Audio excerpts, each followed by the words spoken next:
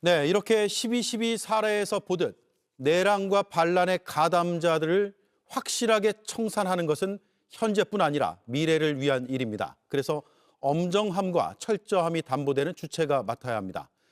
그런데 지금의 국방부는 이해되지 않는 모습을 계속 보이고 있습니다. 계엄버스 탑승자를 징계하기 위해 인력을 선발했는데 전방부대에서 법무관을 파견받아 일을 맡겼습니다. 그런데 그 법무관이 계엄 당시 방첩사에 근무했던 것으로 확인됐습니다. 유선희 기자의 단독 보도입니다. 지난 9일 육군 법무관 단톡방에 공지가 올라왔습니다. 징계 사건 처리를 위한 간사 파견 희망자를 받는다. 대위에서 소령급으로 2명, 단기 법무관도 지원할 수 있다고 적혀 있습니다. 징계를 담당하는 군사법정책 담당관실에 대령과 중령이 넷이나 있는데 사건 파악도 안 된 예하부대 하급자에게 총괄을 맡기겠다는 겁니다.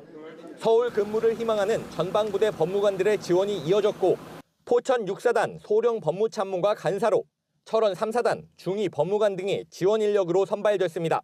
그런데 간사로 선발된 소령은 12.3 불법계엄 당시 방첩사령부에서 근무했던 것으로 확인됐습니다.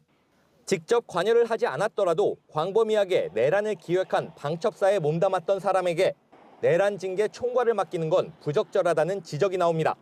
특히나 계급이 낮은 이들이 계엄버스에 탑승한 장성, 최상병 사건에 연루된 고위 법무관들을 제대로 징계할 수 있을지도 의문입니다. 앞서 계엄버스에 탔던 김상환 전 육군 법무실장에게 근신 열흘 징계를 내려 국무총리가 나서 징계를 취소하는 초유의 사태를 빚은 징계위 간사의 계급도 소령이었습니다. JTBC가 문제를 여러 차례 보도한 이후 국방부는 엄정 처리를 약속했습니다. 법규에 따라서 신속하고 엄정하게 처리하겠습니다. 하지만 심지어 방첩사 근무 경력이 있는 소령을 또다시 간사로 선발한 사실이 드러나면서 이 약속도 무색해졌습니다.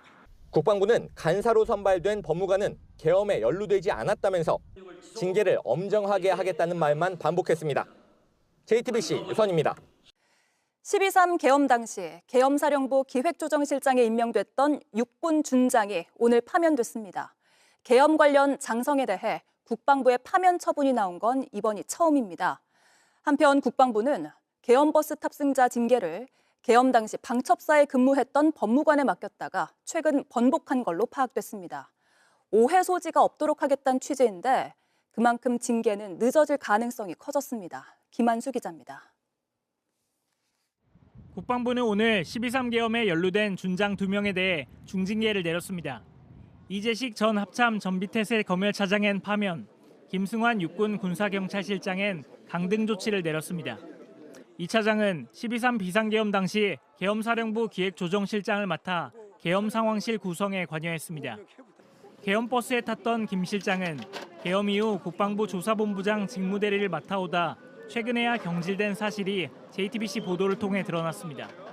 국방부는 일주일 전 이들에 대한 징계일을 열었는데 함께 논의된 여인영 전 방첩사령관과 이진우 전 수방사령관 등에 대한 징계 결과도 곧 나올 것으로 보입니다.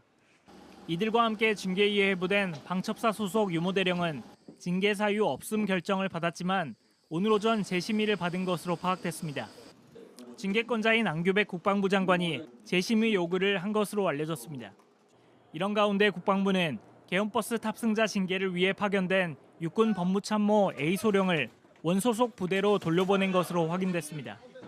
앞서 JTBC는 비상계엄 당시 방첩사에 근무했던 A소령을 징계 업무를 총괄하는 간사로 선발한 것이 부적절하다고 보도했습니다.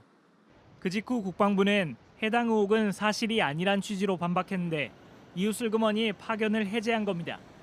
국방부 관계자는 국민적 관심을 고려하여 오해의 소지가 없도록 하기 위해 파견을 종료했다고 설명했습니다.